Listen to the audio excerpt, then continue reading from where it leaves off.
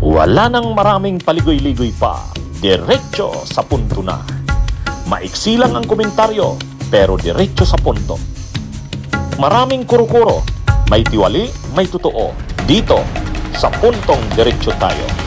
Punto, diretso. Mga kabunyog, sa totoo lang, delikado ang mga testigo. Delikado ang mga testigo. Kasi nang nakita na nila, ang stage kasi ngayon, ang stage kasi sa ICC, nag-disclose na ng mga ebidensya at testigo. Dati kasi non-disclosure. Ngayon, dinisclose na. Dahil na-disclose na, nalaman na nila ngayon. Sino ang mga testigo? Sino-sino yan?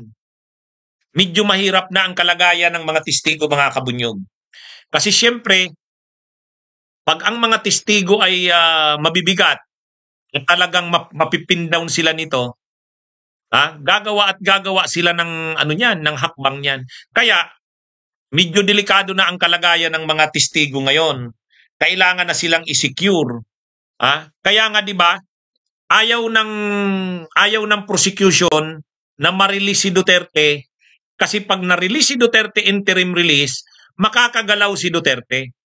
Hindi tulad ngayon na dahil nakakulong si Duterte, limited ang movements niya, limited ang galaw niya.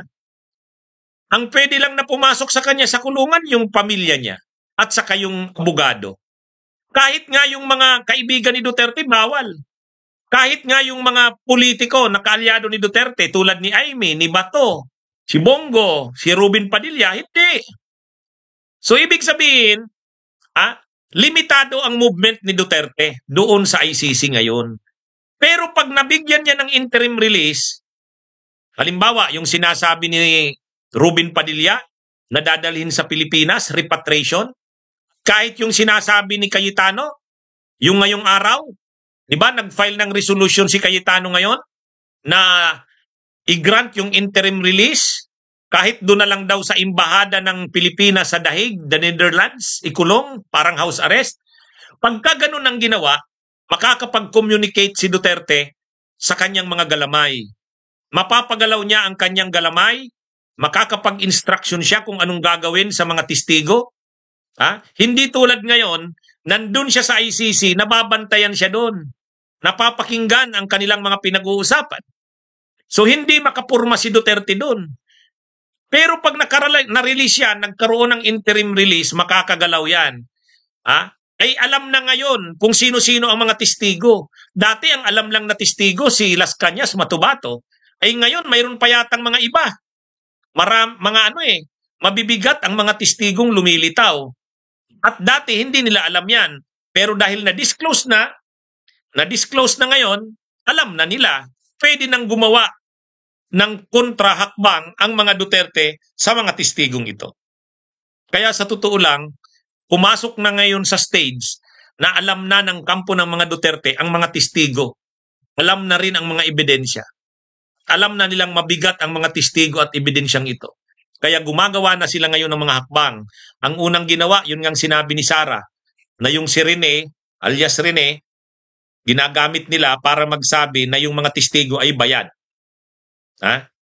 O yan mga kabunyog, mga kababayan.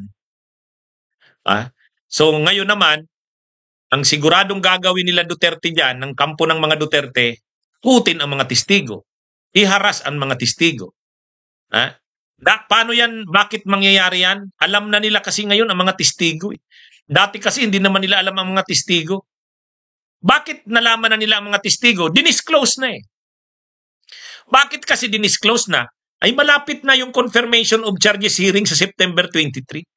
Obligado na talagang i-reveal yung mga identity ng mga testigo. At ngayong nalaman na nila, nakita na nila, mabigat pala, gagawa at gagawa sila ng hakbang.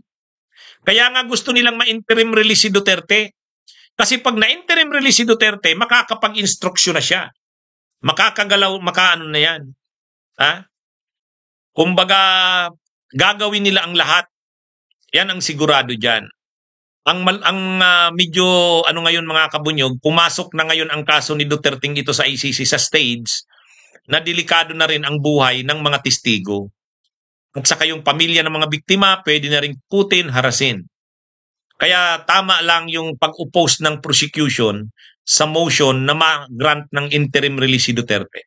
Kasi once na mabigyan niya ng interim release, makakagalaw yan. Napaka-makapangyarihan pa ni Duterte. May-impluwensya pa yan sa politika, sa military, sa pulis. May sarili pa yang armadong grupo. Maraming pera yan. Maraming abogado yan na magagamit. Kaya dito, pinoprotektahan dito ang mga testigo. Kaya lang, syempre, pipilitin din nila Sara na sirain ang mga testigo. Kaya nga, ginagamit nila yung alias Rene. Pero hindi lang yan. Pwedeng tatakutin ang pamilya ng mga testigo. Pwedeng tatakutin ang pamilya ng mga biktima. Kaya, actually, ito na yung delikadong phase. Delikadong phase ng kaso kasi alam na ng kampo ni Duterte ang mga testigo, alam na ang mga ebidensya.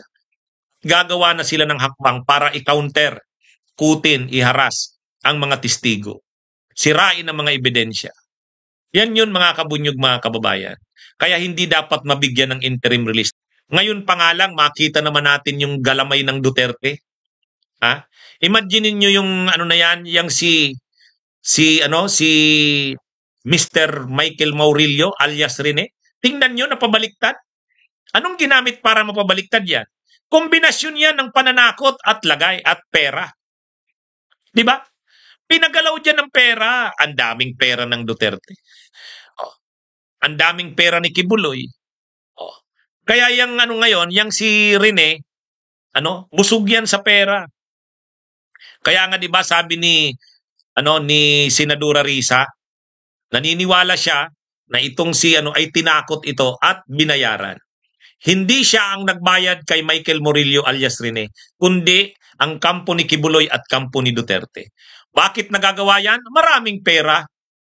Napakaraming pera. Posibleng tinakot din yan. Paano nagagawa yan?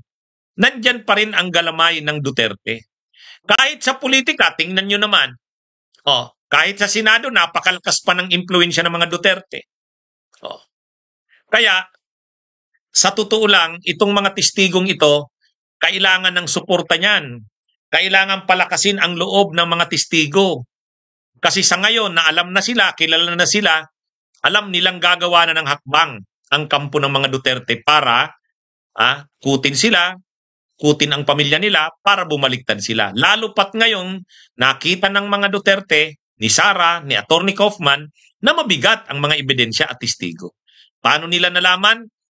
Dinisclose na Pumasok na sa disclosure.